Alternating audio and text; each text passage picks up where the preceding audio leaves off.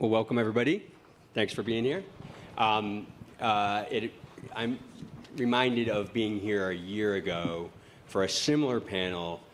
Doug was here on the same panel, so there's some new faces, but I like to say some of the same old questions.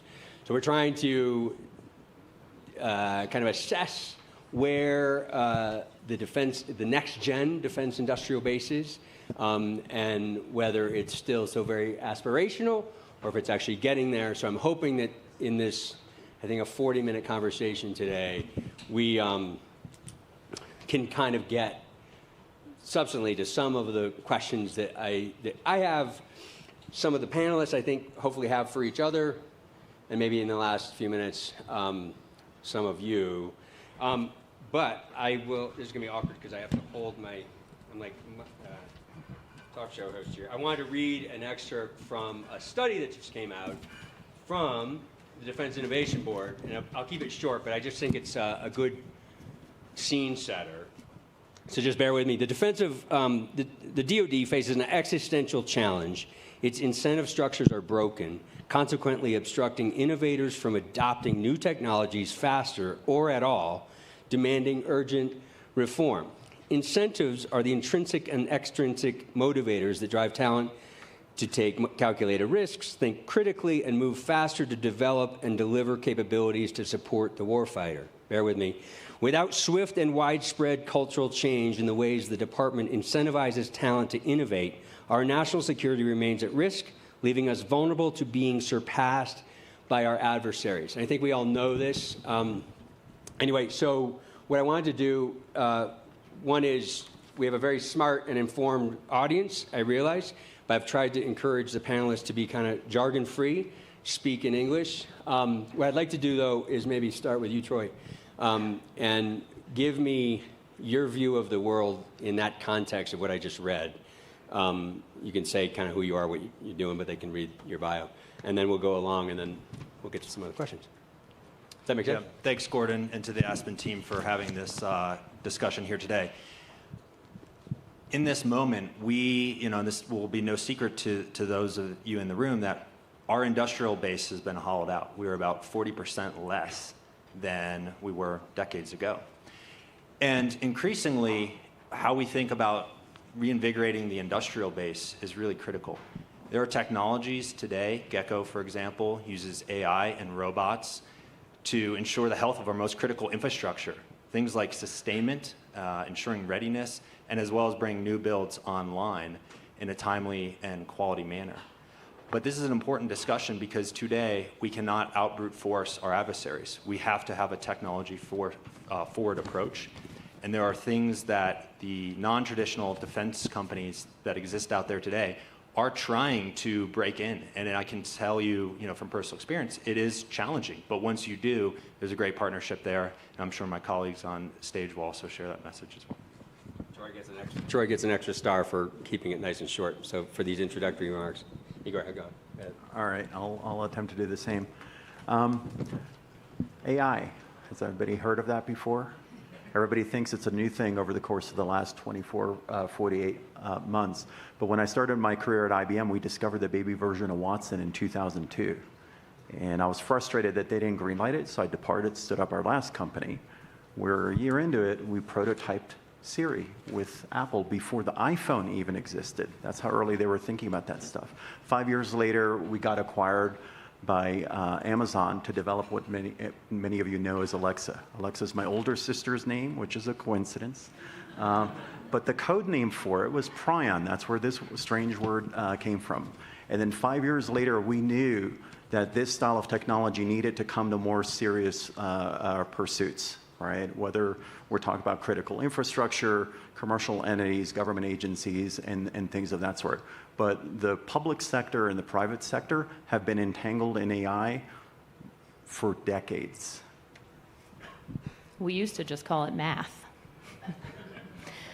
Thanks, Gordon. Thanks to the Aspen Institute for this amazing panel. My name is Tara Murphy-Dougherty, and I'm CEO of Govini, as Anya mentioned. We think this topic is so important, we literally dedicated the entire mission of our company to it. So Govini is a defense software company, and our mission genuinely is to accelerate the defense acquisition process. We believe that if DoD can do this in tandem with the broadly defined next generation defense industrial base, then we can actually make acquisition a strategic advantage for the United States. We think of acquisition not as procurement.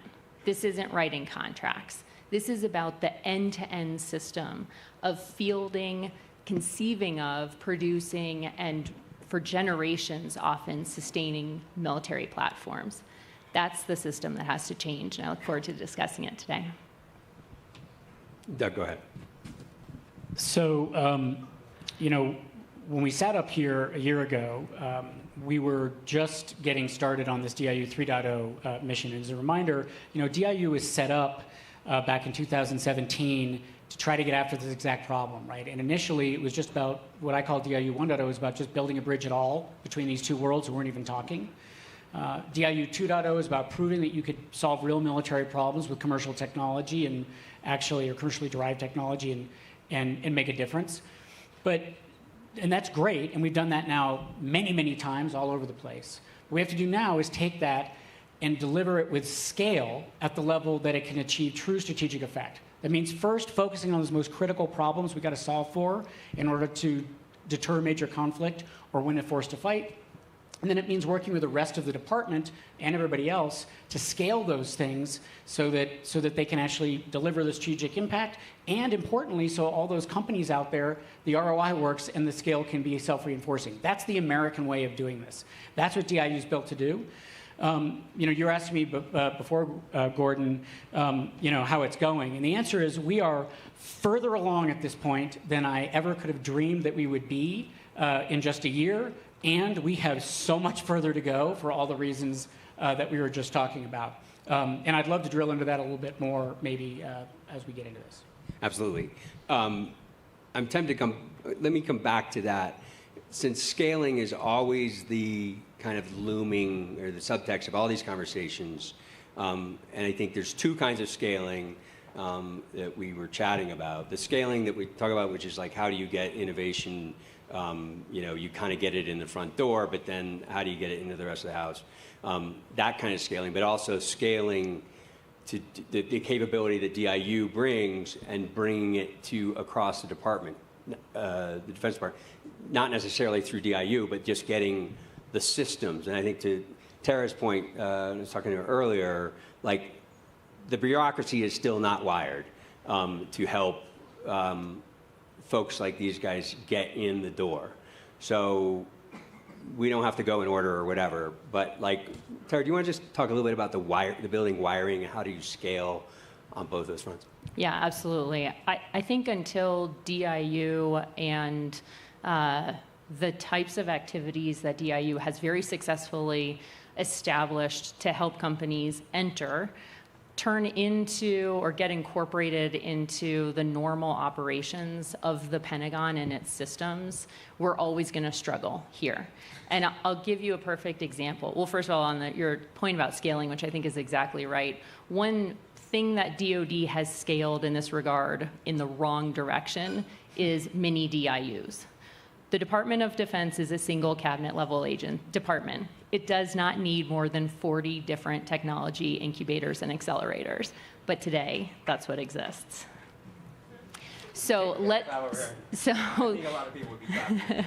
Yes, well, the reason that happened is a good one. It's because DIU got some things right, including early on, and the department said, we need to do more of this. So now we've brought these companies in. I think the door is open for businesses to enter. But then once you get past that SBIR phase 3 or that OTA, and you're looking for that production level, procurement level contract, that's not DIU and its 39 friends anymore. That's contracting command.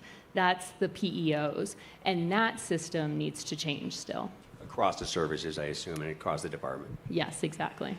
Can I build on that one, Gordon, a little bit? Yeah.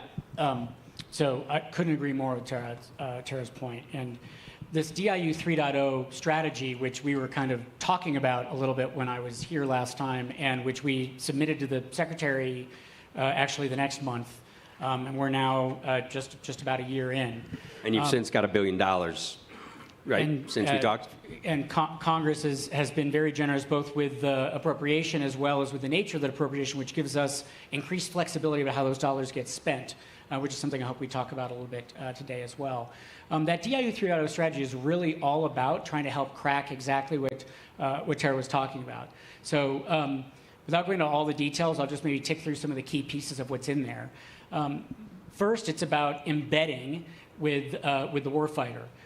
So that's about going deep with the combatant command. So, for example, now the CTO and Deputy Director of the Joint Mission Accelerator, it's called, out at Indo-PACOM, which reports directly to Admiral Paparo. That's a DIU embed, and we've got a team around that. Or out in EUCOM, General Cavoli, I think, is here. We have an embed in his immediate staff, as well as the Security Assistance Group Ukraine, where the S&T lead is a DIU embed, whose role is to help bring in the capability from a cross-whole innovation enterprise. So that's about really being there to help both understand and shape the needs so that we can figure out where commercial tech can help leapfrog and get after it. Then the second big thing is about partnering in every way, and this is exactly to your point, with what I call the true engines of scale of the department, which is the services, as well as our partners in places like A&S, acquisition and sustainment, research and engineering, other places around the department that are all about helping to scale things. And we've shifted from what used to be at DIU, a bar that would say, hey, we need to have a transition partner for this, that there's somebody in the department who wants it. Now there has to be a pathway to scale, or we're not going to do it, because there's got to be a pathway there. And that's also about being now embedded in real ways in these core operations of the department in the Pentagon. And we've got a new deputy director for policy strategy and national security partnerships who's sitting right there, Aditi, who's doing this all the time. That's about all kinds of things like that. You don't want to know the acronyms, things like DMAGs for budgets and the new DISG and Replicator, and all of these things are about helping to take that innovation and connect it with the scale so that we can actually get there. So that's the second big one. The third one is about the 40. There's actually 267 organizations around the department that self-identify as an innovation org. We've created something called... Self-identify, I like. We've created something called the Defense Innovation Community of Entities, and we have the role of convening that group, making sure that we're working together to identify synergy, eliminate dyssynergy, and also use that group to find the place where there's systemic barriers that get in all these people's way so we can go knock them down. The fourth is about taking we do the tech sector to the next level, and we'll talk about that, I know, more later, and this is about international activity. Those are the pieces, and as I said before, we are way further along than I hoped we were going to be, and that's because of enormous support, great partnership with our tech sector partners, but enormous support from leadership across the department, and importantly in Congress. Good. Thanks. I think it's fair to say that we wouldn't be up here right now if everything was rainbows and birds chirping and stuff. Let me bring in you two a little bit. What do you think is not working thus far in this continuum of startups? Here's a fun one for you. Where do you typically get French food? In a place called a bistro. Do you know where that word came from? When the Russian imperial troops counterattacked and they ended up in Paris, the Russian word for faster is bistro. That's it. So that's where the word came from. So Today's fun fact. Yeah. So what I would say is just move at velocity. Now, why do you even care about these startups? Why do you care about little tech? Why did DIU care, to have a vision to even give us a seat at the table, right? With things like Liz McNally is working on, like the Ensign Accelerator and the like. I'll tell you why. I know the answer to who's going to solve and cure cancer. I know the answer who's going to solve faster than light travel, and I know the answer to who's going to create unlimited energy. You know who it is? It's an infant that's out there right now. And so while you never heard of these three brands before until they showed up on this this stage and you wonder who they are, that's what little tech represents, and that's what DIU's vision was. Get them at the table, get these obstacles out of their way, allow rapid prototyping, fast early growth, make them aware of the requirements and connect those dots because of those opportunities that are before us, and do that before adversaries do. We serve, one of the ways that we were able to break into the government business, I think, was through partnerships that we had on the commercial side. Without that backing, without having worked with hundreds of the largest Fortune 1000 companies in energy and manufacturing, and having that support, having that revenue base, having that ability to iterate on our product, it would have been very challenging to break right into the government sector for us. And I think furthermore, one of the things that we've learned is that when we have when we can approach a problem with a less from a requirements or regulatory standpoint and more from a needs-based, here's the outcome that we're trying to pursue, these types of companies that are represented up here can move very quickly and fill those gaps and leverage existing technology stacks that they have to go fulfill that mission. And so, to give some credit here, I think, to what, DIU is doing, that has enabled some of these other, contract vehicles to be put to good work for our types of technologies. Tara, I felt like you wanted to say something. Can I give a specific example? We love specific examples, yes. So just to make it real, when we talk about the progress that has been made on getting these non-traditional companies, little tech is a great way of putting it, because importantly, we are not small businesses. Scale is the goal.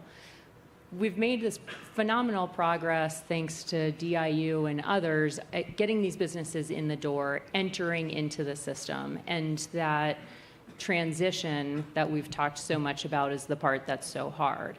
Why? Why is it so hard? That's the interesting conversation to have. And I think there are a few reasons, but a major one is the fact that once you get outside of the apparently 267 incubators and into main DoD, the understanding of little tech or even the big successful tech companies that have already IPO'd, their business model does not exist. So the Army recently put out some market research, notified the market that they are going to establish a 10-year, billion-dollar software development contract. That's pretty exciting. I would like to go after $1 billion to do amazing things for the Army and the Army's mission when it comes to deploying Govini software. Their entire contract, all $1 billion, is going to be issued as a cost-plus contract. No firm fixed price. No venture capital-backed company that DIU and every other part of DoD who has worked so hard to get us into the system, none of our companies can bid on that. And that disconnect, that's it. That's what we're talking about here. So until we get the parts of the department who actually put the $1 billion 10-year contracts in place to understand what it means to work with companies like ours and how to, this isn't going to work. So who's the villain, though? I mean, I like this word villain, but I mean, who is the villain when it comes to scaling, when it comes to rewiring the building, to getting these things to work better together and actually get something done? Go ahead, Doug. So I don't know if I like the word villain. I know. Moderator's prerogative. But I do think that the challenge, first of all, the challenge has changed. So even 3, 4, 5 years ago, senior leaders across the department didn't even know they wanted all that tech, and and certainly didn't know they wanted it from amazing companies like the ones that we work with. And I see Josh Forterra and Nini. Sorry. He's here from Vannevar Labs, and I see lots of other partners of ours out there. Didn't even know they wanted that tech. What's changed now is they know they want it, and the villain, if there is one, is sometimes it's policy, and sometimes it's law, but much more frequently it's culture. It's just culture. It's learned behavior. This is how we've always done it. Sometimes it's rice bowls. Sometimes it's ego. but it's human, and that takes time to change. And the way you change it is with success. And so we're working really hard right now at DIU, but across the department, at putting points on the board. Because what we need to do is put points on the board, not just for successful companies, but successful companies that can get to scale. So, an example of one that's a positive example, kind of that people are probably familiar with, is you think about counter UAS and the role that Andrew plays in that. That started off back in 2020.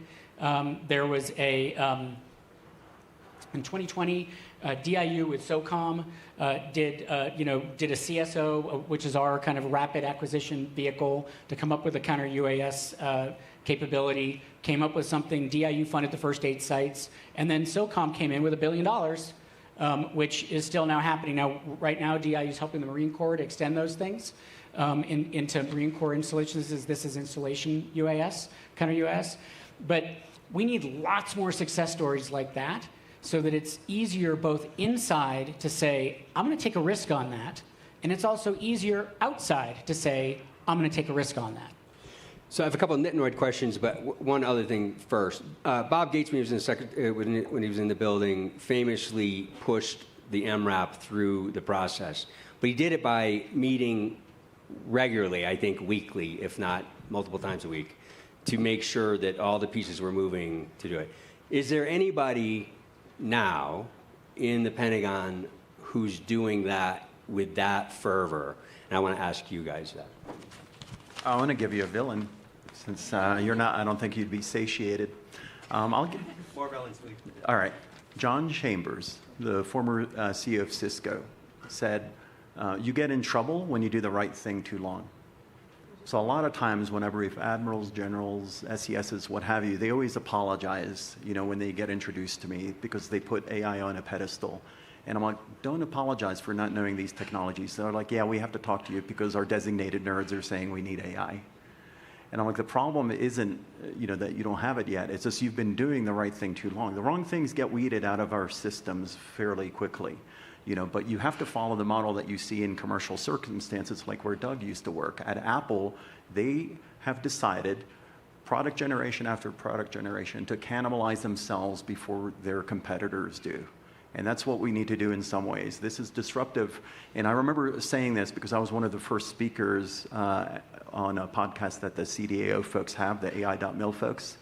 And I basically said, when you disrupt it, the way that you have to approach it is tell them the reason why you're doing it is because you love the organization, not because you're an antagonistic entity. You want it to survive and thrive to the emerging needs and conditions that the world is giving them. And I think when you approach it that way, I think all bets are off.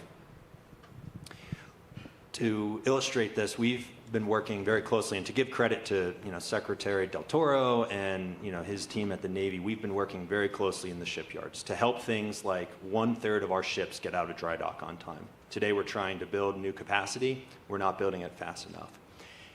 We have brought a proven technology to one of the fleets.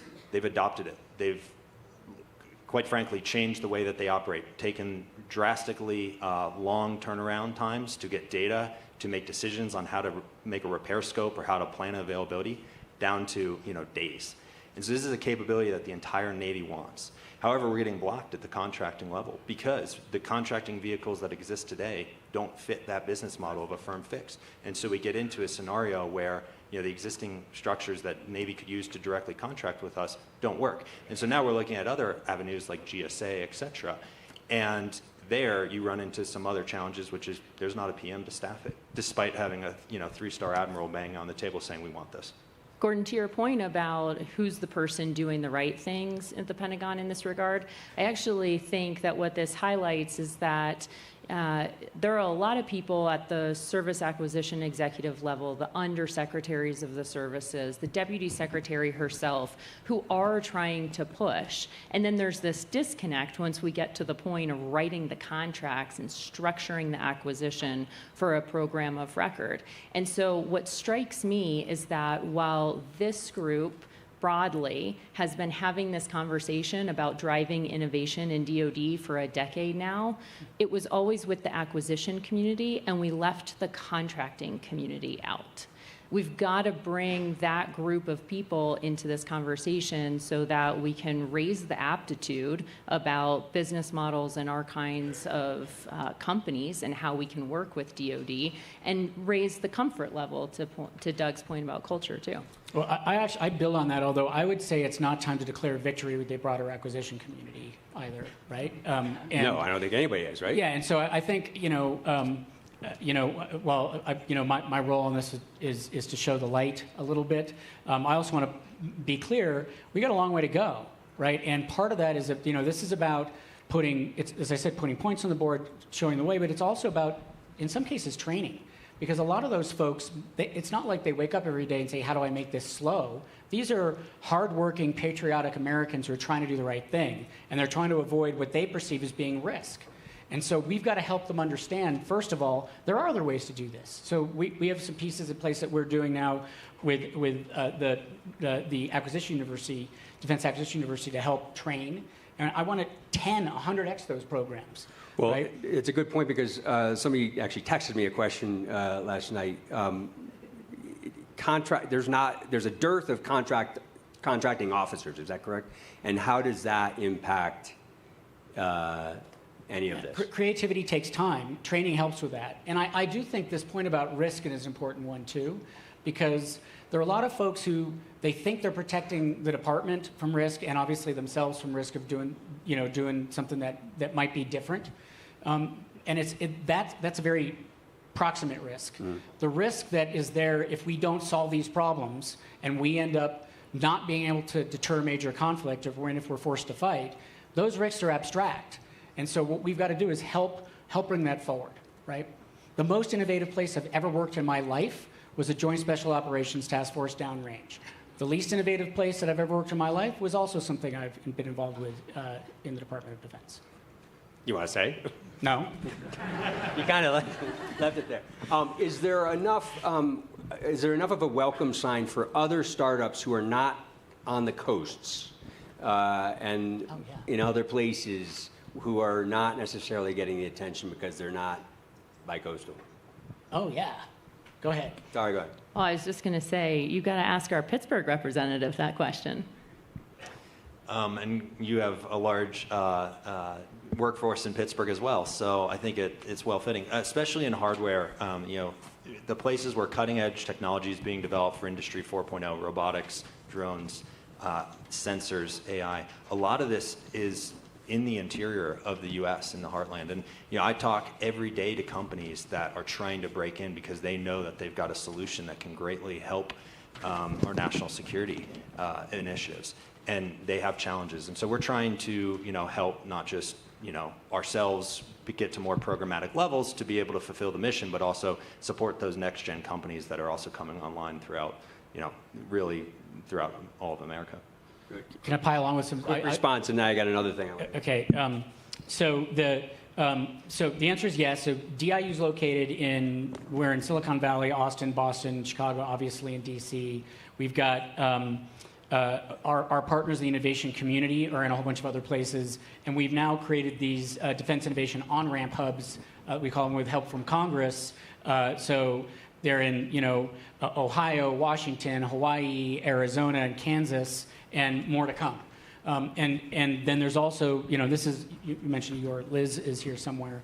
Her team is bringing all that together. And this is partly about taking what was that National Security Innovation Network and DIU, although they were kind of under the same hat, we brought those together, getting the full synergy, because we need to be there's incredible talent all across this country. We've got to be able to tap into that. And to your point, different pockets of capability are in different places, and we've got to get after that. But like at Apple, we knew that, right? And we know it at the department too.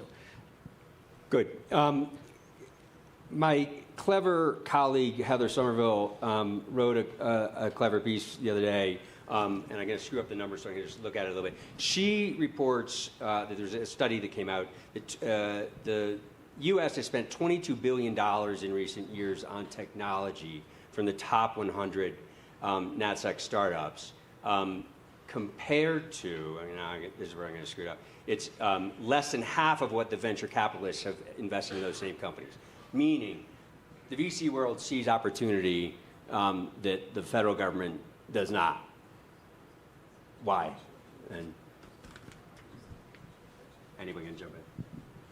I mean, do you agree? Or Yeah, without a commercial base that Gecko had, I think, and an investor base that understood DoD, and more broadly, national security type programs that had the fortitude to know that we were going to have to spend ahead of the curve before we recoup that. Especially as a company that is trying to build, again, technology sets that expedite things and have the incentives to bring these things to market as quickly as possible. So I think to answer your question, I mean, we have gotten some sponsorship of government dollars. Our first contract was with a SBIR, right? That's only possible if you have a matching fund source, and one of those fund sources is venture. So I think these worlds are starting to converge, and we're excited about continuing to make those possibilities inside of the government more and more accessible to other companies.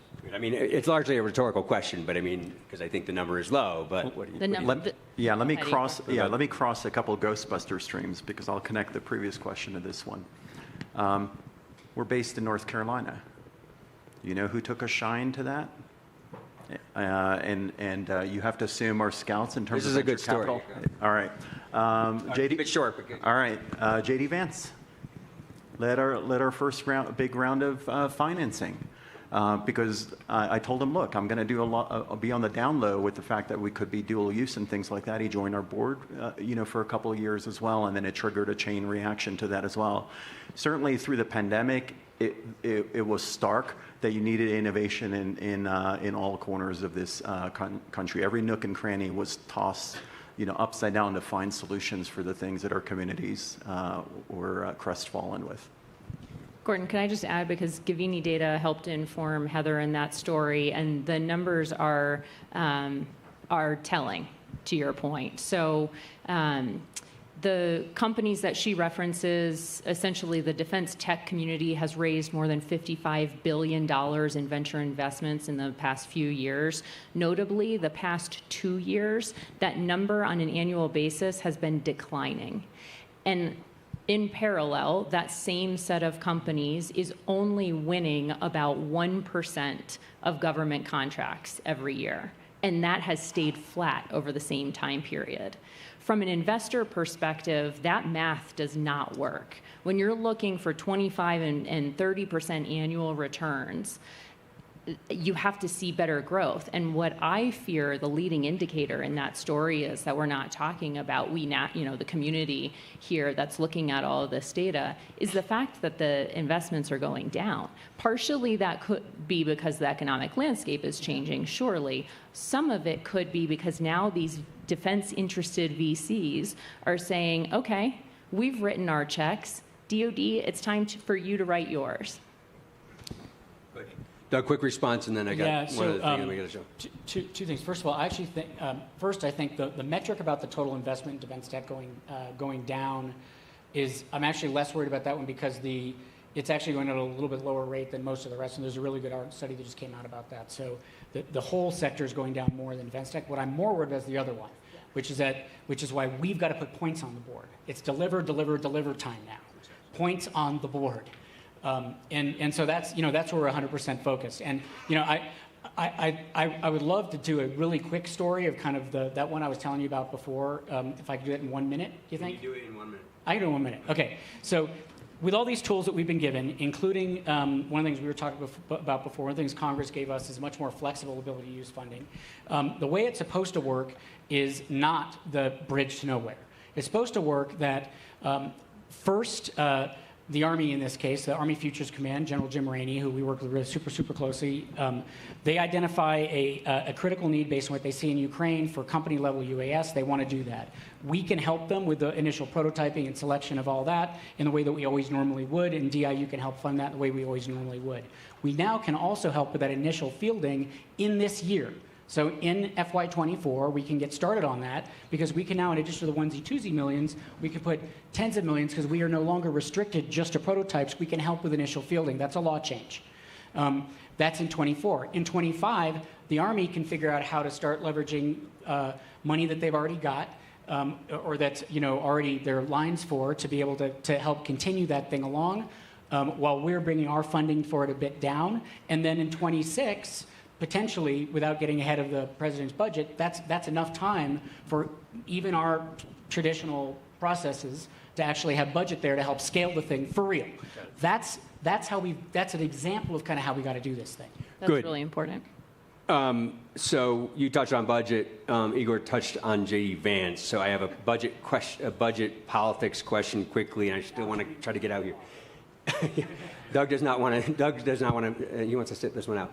But I guess the real question is like, okay, so depending on the outcome in November, do any of you see a significant contrast in what might come of it? But I guess the real question is, certainly Republicans would throw more money at the problem, but I think the issue then is like more money doesn't always help if the building's not wired right, if the bureaucracy is not wired right. So what are your quick takes on